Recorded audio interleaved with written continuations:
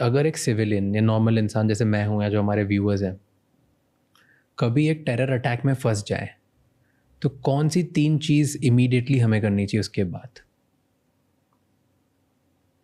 If we are stuck at some place और यहाँ पे कुछ हो गया ऐसा?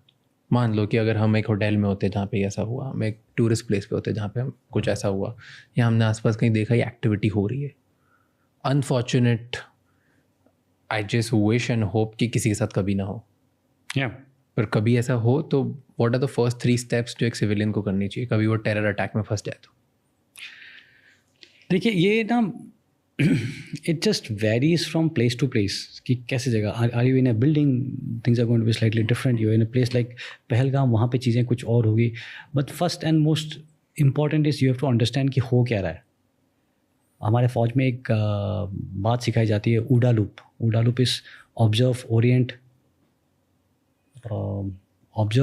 Decide and attack, act.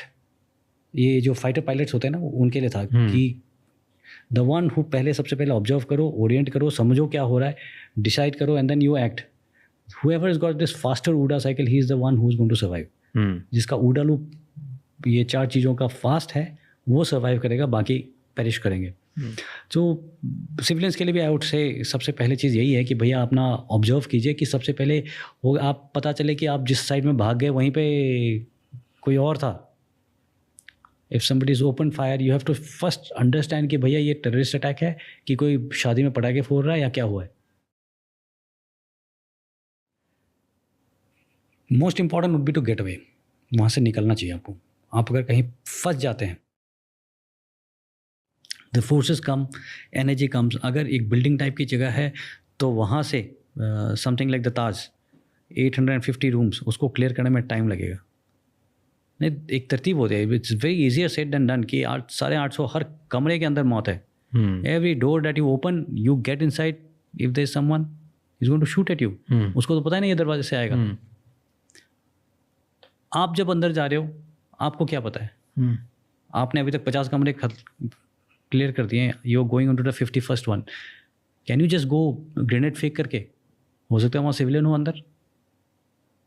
तो it's going to take time for you to clear the entire thing, it's going to take time for the forces to clear the entire thing.